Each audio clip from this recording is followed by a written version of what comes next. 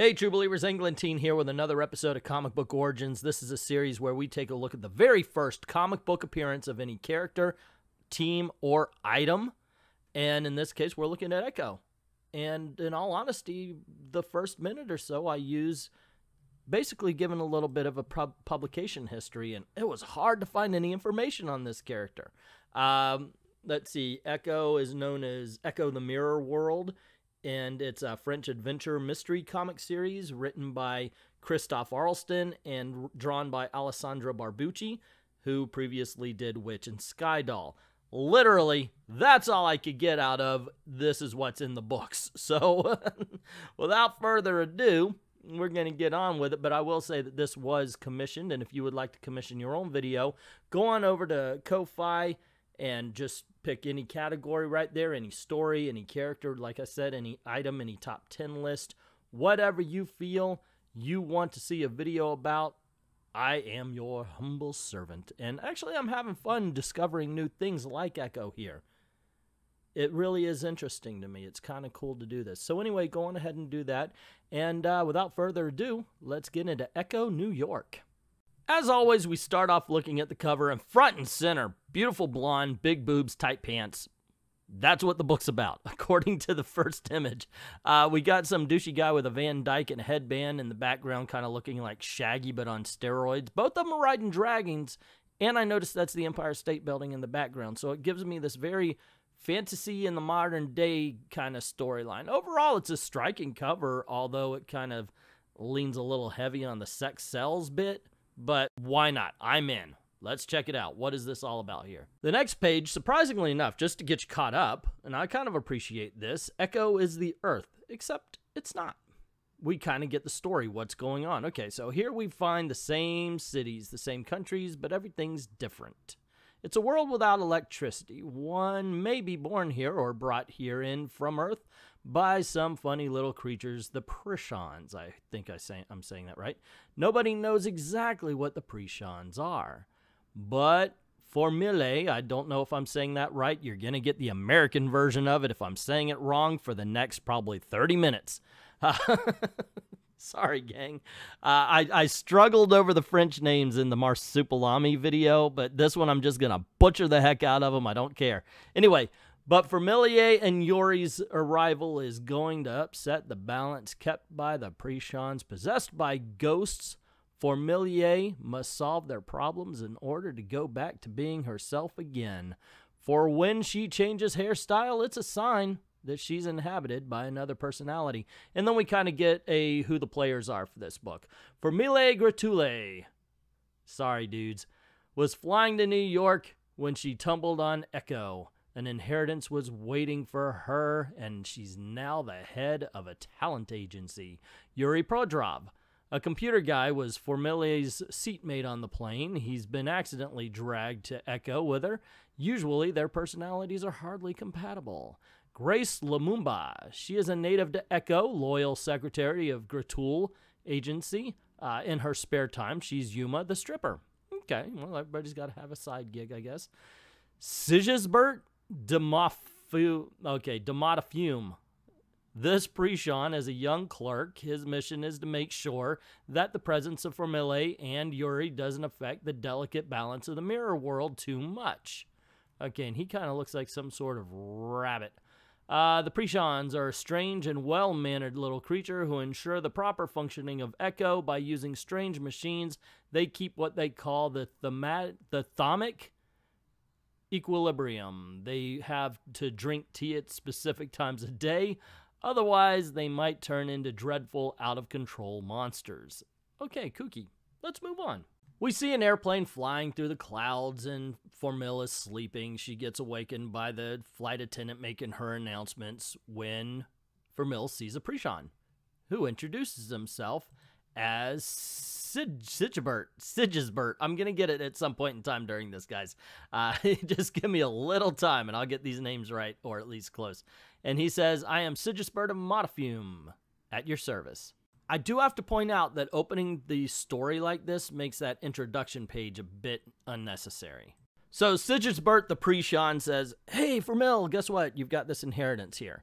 And she's like, what? Wait a second. She says, your aunt died just a few weeks ago. She says, no, she died 20 years ago. Says, in this world, yes, in ours, no. She just died a few weeks ago. Do you accept your inheritance? And Formil says, yeah, I guess so. And we come to find out, though, that Formil's the only one that can see him. And that does include, of course, the Shaggy character that we saw on the cover. So when the Prishon disappears, a storm appears, causing all sorts of havoc. This causes Formil to say, oh no, we're gonna die. And what is his name? Yuri is like, oh no, air travel is the safest form of travel. She's like, not today. And we see her losing conscious, but she's holding on to Yuri. At the same time, we see a bolt of lightning.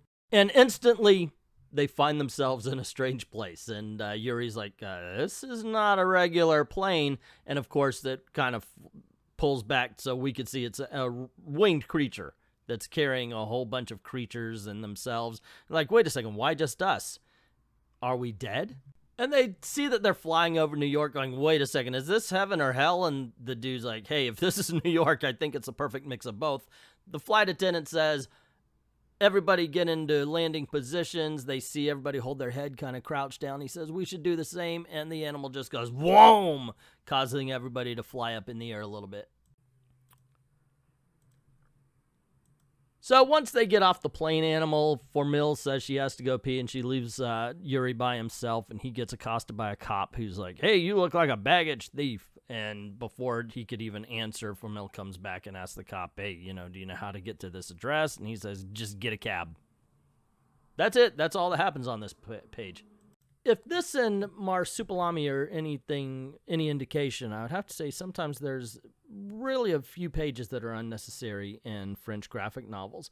I do have to say this. The art is amazing in this book. I really do like it. The detail behind everything, this is a living and breathing world so far.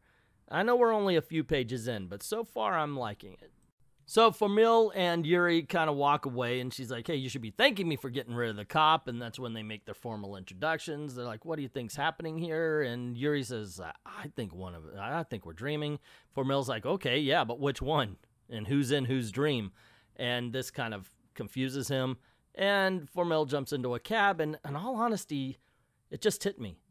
This is the Flintstones, because everything is an animal. So while they're riding along in the cab, they address the fact that even though they don't know what language it is, they are speaking and understanding everybody perfectly. And the cab driver's like, you guys are bagpipes. And she's like, bagpipes?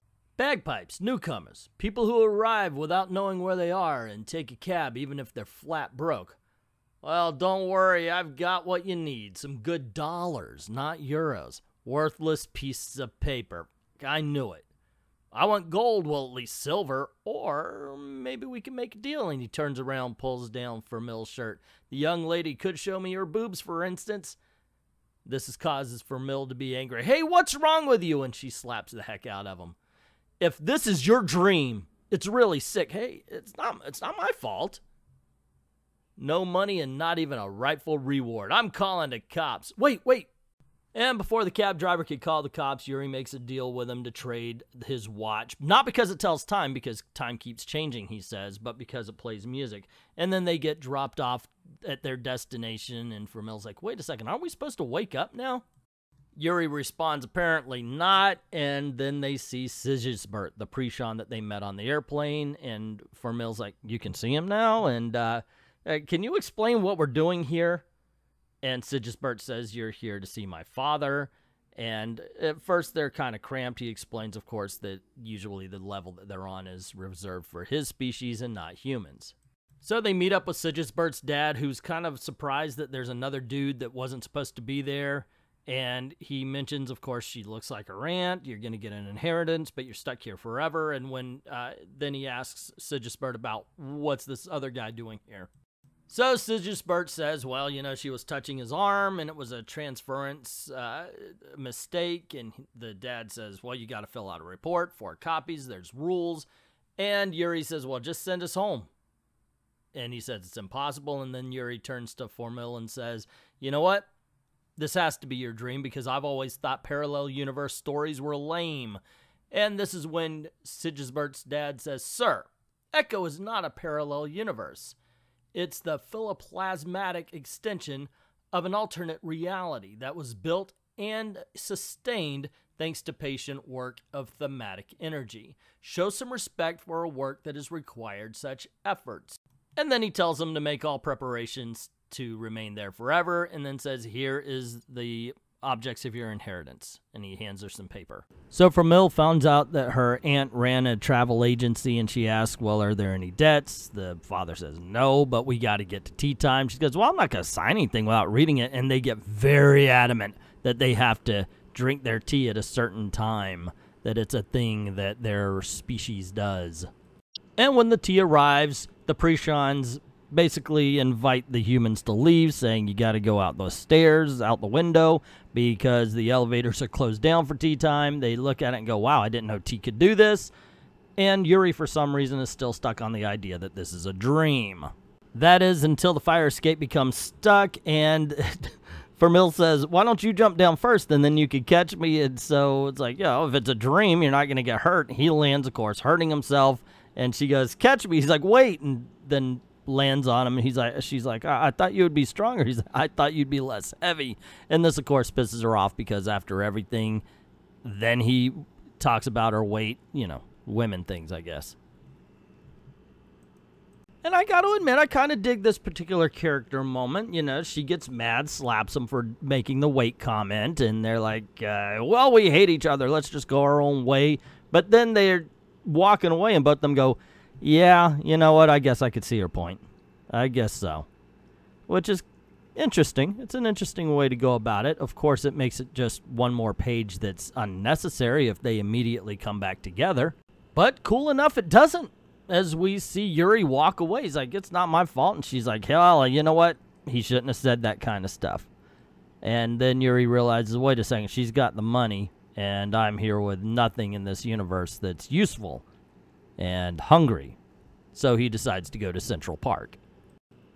So Vermil finally finds her aunt's old agency, and she runs into Grace Lumumba, who she's like, I don't know what I'm doing here. And Grace says, it's normal, bagpipes always feel lost. I'm a native here, so the other side seems strange to me, which makes me wonder, how did she make it over?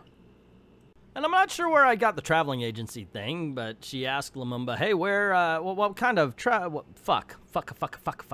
So I don't know where I got traveling agency from, because Vermil says, what kind of agency are we? And Lumumba, whatever her name is, says, we're a talent agency. She lists off the act, which includes her and her sister, a white girl who strip. And she says, hey, my job as a secretary is to make a living, but my true passion is the art of nakedness. And then she asks, well, okay, I don't know any,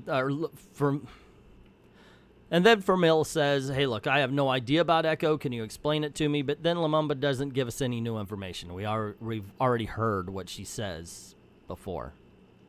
Cut to Yuri, who looks like he's in the park and with a couple of homeless people. But no one ever goes back. That's it. Now, the bagpipes used to tell us about magical things like electricity, the stuff that lights up better than candles. I guess that magic doesn't work here, and Yuri replies, electricity, but it's very easy to build a generator. It don't work, I tell you. I've tried a lot. Here, have a drink. I wouldn't mind one. I think I need it, he says, and he grabs onto the alcohol. And Vermil learns, okay, so she was about to die. That plane was destined to crash. The Prishan didn't cause it, and Prishans usually drag people over who are about to die, and Yuri finds out that Central Park is huge. It's a forest filled with animals, and if you have nothing, hunting meat to sell to the city is one of the few ways you can make some money. And I got to admit, I like the world building. This is about 22, 23 pages in. So this is a full comic right here. This would be a regular American comic. This is a graphic novel, of course, so it's a bit longer. It runs about 50 pages. So I got to say, there's a lot of information given to us in such a short time. And when I think about some of the books out there that have maybe 2 words on a page, you know, it amazes me that American companies get away with that. And, of course, we're showing the parallels of what Fermil and Yuri are going through. Fermil, of course, says, hey, where's my room? She walks in. It's luxurious, but it's all kind of strange for her. So she's like, it needs a few tweaks. Like, I would throw everything out. And we cut to Yuri, who's basically living homeless under some blankets. And the homeless guy that he's with says, hey, see, you're never alone here. This is a brotherhood. And then, of course, steals the covers. We cut to the nightclub to see a thing singing New York, New York. And when we go backstage, Yumi and Yuma are getting ready for their strip show. And Troll comes in and says, hey, you brought another girl to learn the job. He smacks her on the ass. And that's when Fermil puts her hair up and says, my little Bjorn, what's with the intimacy? How dare you inappropriately touch old Odella Gratool? So everybody's really wondering what the heck's going on. Why is this young woman saying that she's this old lady that they've done business with for all these years, when a magician came in and says, do you remember when I first signed up for your act? And she gives information that she would know, and he's like, oh my gosh, this girl's haunted by Odell Gratool. And we cut to Yuri, who is woken up saying, hey, we're going on a night hunt. Who wants to volunteer? He says, I need money. Doesn't know exactly what he's doing, but he's played, what's that game, Angry Birds? So he says, hey, I've thrown birds at pigs. I could do this. And he's told that he gets 2% of whatever they take, and he's going to be the beater that chases things out of the bush for them to hunt. And back at the club, we see Yumi and Yuma doing their striptease. And yes, I've checked. There's no nudity here. No actual nudity. But while she's doing that, the magician asks Odell if she remembers dying. She's like, oh, don't talk nonsense. And he mentions, you fell off your building. And she's like, wait a second. Now I do remember flying. He goes, falling. But then Odelia in the body of Fermil says, wait a second, one thing I do remember is I was pushed. I remember falling, and then poof. After that, she kind of goes, wait, where am I? As we see Fermil comes back into control, and she's asking, oh man, I wanted to see their show. They just started. No, they just finished. And who gave me a ballet bun? I hate this. So when they're backstage, the magician goes, whoa, this girl was possessed by her Aunt Adele, and Aunt Adele said that she remembered being murdered. And he goes, I'm a magician. I know about this stuff. You will be haunted again until we solve who murdered her. And then we cut to Yuri, who is in the forest with a lamp and a stick and psyching himself up to the point where he gets scared by ducks. And after he realizes that he may have stumbled into the forbidden part of the forest, he figures he's not going to get paid for this. He's got to work his own way out. And he swears he is not going to win the Darwin Award for dying in Central Park, whether it's a fantasy world or not. And then for some reason, we see more of the striptease. To a Christmas Carol, nonetheless. Cut back to Yuri, who's hunting. He figures he'll try to find a rabbit, but then the boar just comes right out of the forest, knocking him down. The lamp goes out, and he's thinking, okay, it's better I'm in the dark. The light probably attracted him. And then he turns around and sees a huge monster behind him, barreling down on him. Yuri and the monster fight each other. He stabs him with a spear and gets a couple of cuts in and manages to get away. Hoping the beast can't climb, Yuri makes his way up a tree to the smallest of branches at the top, thinking, oh, goodness, this is going to break. The beast can climb. And as he gets closer to Yuri, Yuri turns around and jumps to another tree. Yuri, feeling like Tarzan, mocks the monster. Ha-ha, you want to do that again? I'll just keep jumping from tree to tree, and you'll never catch me unless you're very patient and you wait down at the bottom, which it looks like what the monster is going to do. So Yuri says, you know what? I'll just sleep right here, and we'll see in the morning. On the other hand, I think I should stay awake. You never know.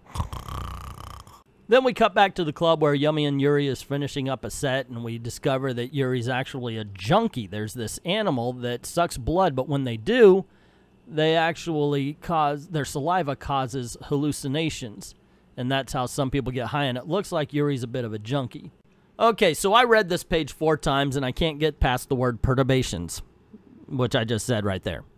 Okay, so anyway, in this one, we see Sigisbert show up, and he's with Yuri, and he's saying, hey, you know what? You're not supposed to be here. You are actually the responsibility of Miss Gratool, and you have to go. And Yuri warns him, wait a second, I saw this. I was being chased by this big creature. And he says, you shouldn't be afraid of little animals. He goes, no, it's a big, terrifying creature with fangs. And I tore this off, and he goes, wait a second, this looks like... And that's when Sigisbert grabs it, and he says, I lost that button climbing a tree. So it's kind of hinting the fact that that big-ass monster is actually Sigisbert.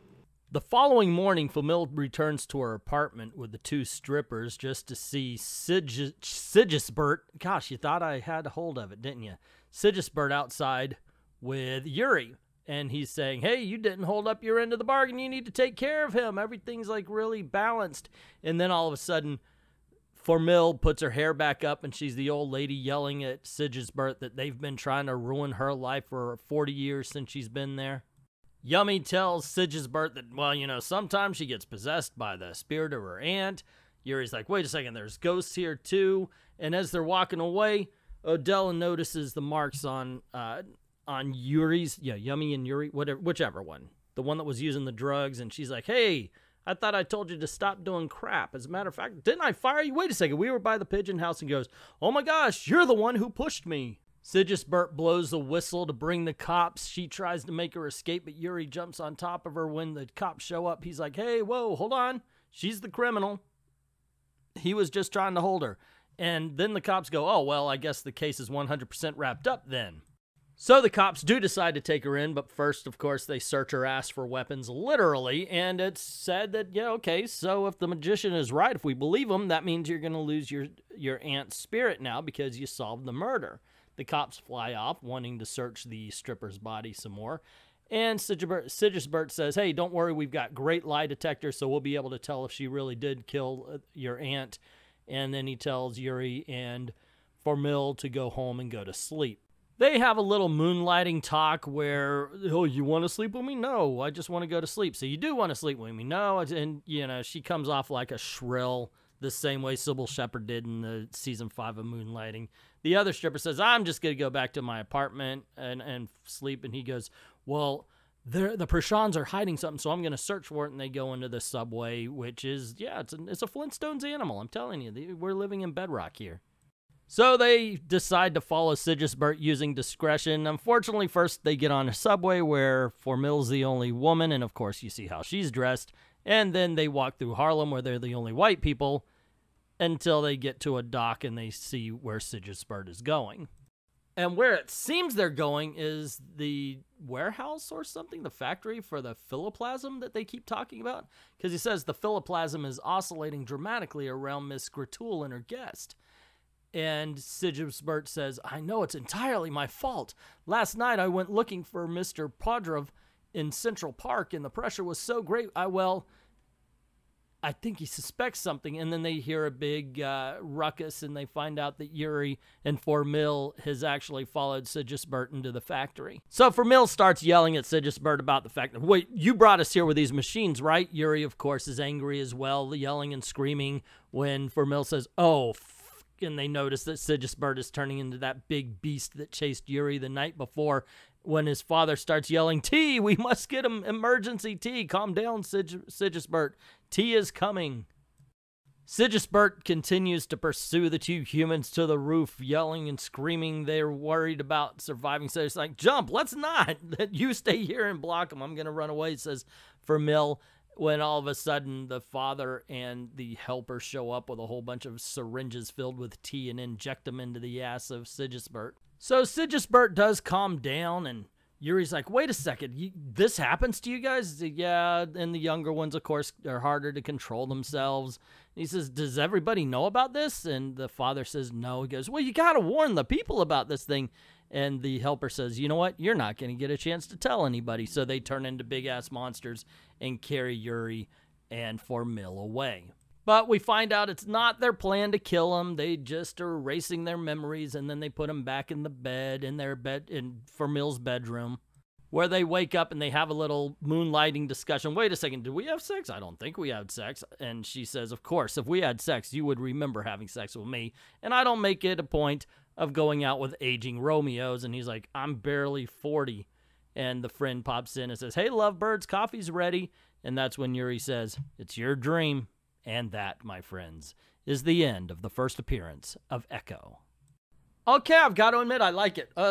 First of all, the art is very Disney-esque, especially if you've ever seen the movie Atlantis, the one with Michael J. Fox and I think it was like Cree Summer doing the voices.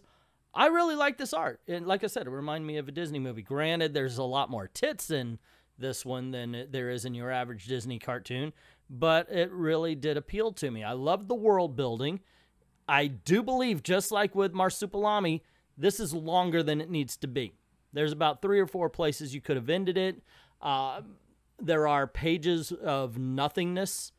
You know, okay, sometimes that's good character building, but other times it's absolutely able to be cut and you would lose nothing. There's work needed to be done. The whole mystery thing was more build up than and very little payoff, because it was like next day stuff done. That could have been actually expanded a little bit more, I think, or at least brought across a couple of issues. Overall, I liked it, and I could recommend it. Yeah, I would recommend this book a lot. And I'd be interested in following the adventures of Eckho and Yuri. Yeah, so anyway, what did you guys think if you've made it this far? This was a long video. It's a long book. These French books are not short. Anyway, let me know what you think in the comments below. Don't forget to click like, share, subscribe, and hit that notification bell. That's the only thing YouTube cares about. As a matter of fact, YouTube's burying this channel, so please share, share, share. Make sure that we can counteract what they're doing to it. Also, if you don't mind helping out the channel, go on over to Patreon or to Ko-Fi, drop $1 in the till, or just like it was done right here, you could commission your own video. Just go on over to Ko-Fi, pick out any category, bad comic beatdown, if you want me to take apart any of the bad comics out there. Really that bad is looking at a famously bad storyline. Comic book origins are much like this, where we take a look at the first appearance. Comic books were better, or my top 10 lists of why comics in the past were better than now. We've got comic book origins of minority characters. Well, that actually explains itself. And Really That Good takes a look at famously good stories to see if they are as good as we think. I'd like to thank everybody who's already done that. And to everyone, all of the true believers, thank you very, very much for watching.